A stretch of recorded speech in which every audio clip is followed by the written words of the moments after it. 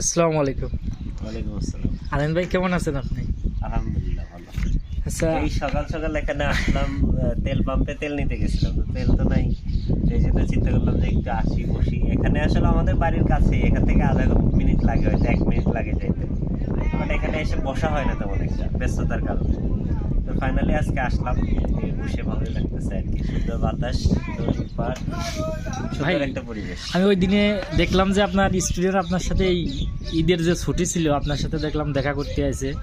তাদের মাধ্যমে জানতে পারলাম আপনার স্টুডেন্ট ঢাকা বিশ্ববিদ্যালয়ে আছে। তো ভালো ভালো মানে পাবলিক বিশ্ববিদ্যালয় সহ ভালো ভালো প্রতিষ্ঠানে আছে। আপনি ইংরেজিতে পড়ান, এটা সিক্রেট বা?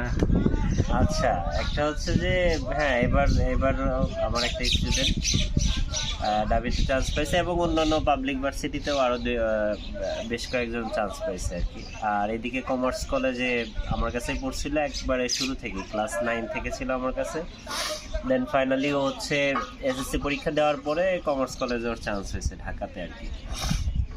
তো সব থেকে মূল বিষয় হচ্ছে যে আমাদের এলাকায় আমি যদি বলি, তো আমাদের এলাকার স্টুডেন্টদের আসলে দে আর টু মাচ মেরিটোরিয়াস, বাট তাদের হচ্ছে গাইডলাইন করার জন্য, মানে সঠিক ওয়েতে যে পড়ানোর একটা মেথড, এই মেথড না থাকার কারণে দেখা যায় কি, এই পোলাপানগুলি খুব ভালো রেজাল্ট করে, হয়তো বা অনেকেই প্লাস পায়, গোল্ডেন পায়, বাট কোনো ভালো প্রতিষ্ঠানে চান্স পায় না।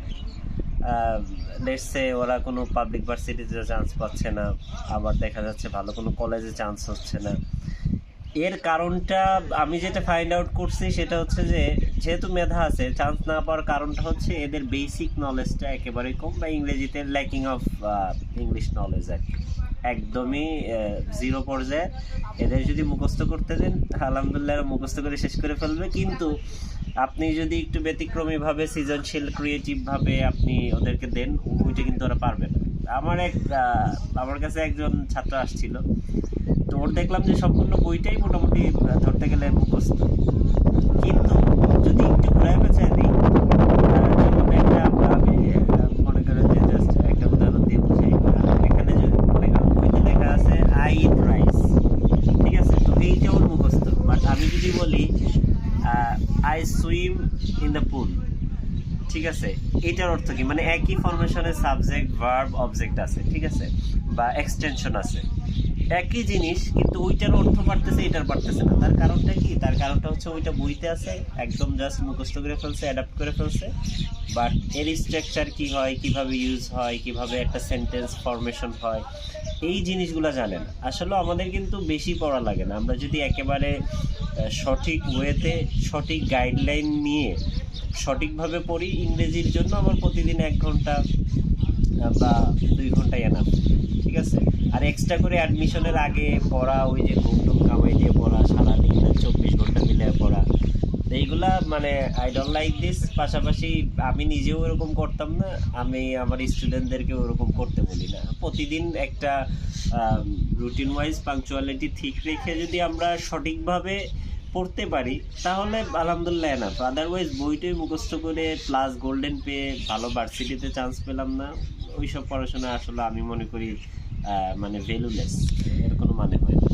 আচ্ছা, আমরা দুজনই তো গোড়াই টেকনিক্যাল ট্রেনিং ইনস্টিটিউটে ট্রেনার হিসাবে আছি। আপনি এখানে ইংলিশ নিচ্ছেন, আরও একটু কি সুন্দরভাবে পড়ানোর সুযোগ হয়েছে আমাদের। হ্যাঁ, আমরা কিসের মাধ্যমে পড়াচ্ছি ওইগুলো একটু আপনি বলেন। আচ্ছা, আমাদের এখানে আলহামদুলিল্লাহ আমরা এবার যেটা চিন্তা করছি যে, আমাদের যেহেতু আমরা এই এলাকাতেই থাকি, আমার বিজনেসও এখানে, পড়াশোনাও পাশাপাশি ইসলামিক ইউনিভার্সিটি এখান থেকে বেশি দূরে না। সো আমার চিন্তা ভাবনা ছিল যে এলাকার জন্য অ্যাকচুয়ালি কিছু করি, যেহেতু এলাকার ছেলেরা মেধাবী। বাহিরে থেকেও আমি নিজেও পড়াশোনা করছি ঢাকাতে, আমি ছোটোবেলা থেকেই ঢাকাতে পড়াশোনা করছি। তো ওখানে কোচিং সেন্টারে নিজে কোচিং করছি, এবং আমারও পড়ার সুযোগ হয়েছে, আমিও টিচার হিসেবে সেখানে অ্যাপয়েন্টেড ছিলাম। তো মনে হলো যে যেহেতু এলাকায় আসছি, গ্রামে কিছু করি। তো সেই ক্ষেত্রে আমি মোটামুটি 1-2 বছর আগে শুরু করছিলাম। তো আলহামদুলিল্লাহ এর মধ্যেই মোটামুটি ভালো একটা আউটপুট আমি পাচ্ছি।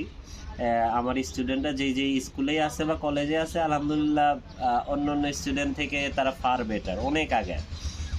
আর এখন আমরা নতুনভাবে আরেকটা শুরু করছি, আমাদের Gorai technical institute. Training institute. So এখানে আমাদের একেবারেই সম্পূর্ণ ডিজিটালাইজেশন করে দেওয়া, এখানে প্রজেক্টর থাকবে। আর এবং পাশাপাশি অনেকে বলতেছিলেন যে ভাই স্পোকেন ইংলিশের জন্য কি করা যায়, আমার ফ্রেন্ড সার্কেলও আছে, ছোটো ভাইরা কাছের ভাইরা বলতেছিল যে ভাই অনেকে বিদেশ যেতে যাচ্ছে বা অনেকেই ইংরেজিটা শিখতে যাচ্ছে, মানে যাতে তারা থ্রুলি বলতে পারে। তো এই জন্য কী করা, তো এই জন্য আমাদের ম্যানেজ করে ফেলছি আমরা স্পোকেন ইংলিশের জন্য আমাদের একটা ক্লাস থাকবে, এবং একাডেমিক ক্লাসটা অ্যাজ ইউজুয়াল যেভাবে চলতেছে এটা এইভাবেই রান করতে থাকবে। তো আমাদের ফরমেশন অনেক সুন্দর, আমাদের সব কিছুই ঠিক আছে। এখন জাস্ট আপনার এখানে আসতে হবে, আসলে বাকি দায়িত্ব ইনশাল্লাহ আমাদের। আচ্ছা, এই আলামিন ভাইয়ের কাছেই বা ইংলিশ কেন পড়তে হবে? ভাইয়ের 3টা আমি গুণাবলী বলি। প্রথমত, সে আজ 4 বছর ধরে ইংরেজি পড়াচ্ছে, এই জন্য দক্ষ। তার ব্যাকগ্রাউন্ড ইসলামিয়া বিশ্ববিদ্যালয়, 2টা পয়েন্ট ভালো। 3টা, সে মানে ঢাকার কাছেই তো থাকছেন, বিশ্ববিদ্যালয়ের কাছেই মিরপুরে থাকছেন, এখানে কোচিং চালাইছেন। তার মানে আমরা কি এলাকায় মূলত রকেটের ছোঁয়া পাচ্ছি, তাই তো?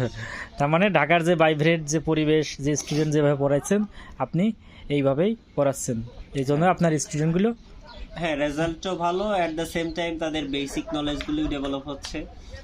বিশেষ করে আমার কাছে যারা পড়ছে, শুরু থেকে পড়ছে, আপনি সবাইকে খোঁজ নিতে পারেন। গার্লসের কিছু পড়ছিল, গার্লসের মধ্যে যে ফার্স্ট মানে ইংরেজি সব থেকে যে ভালো পারে তাকে জিজ্ঞেস করবেন, সেও আমার ছাত্র, এবং তাকে আমি বেসিক থেকেই পড়াইছি।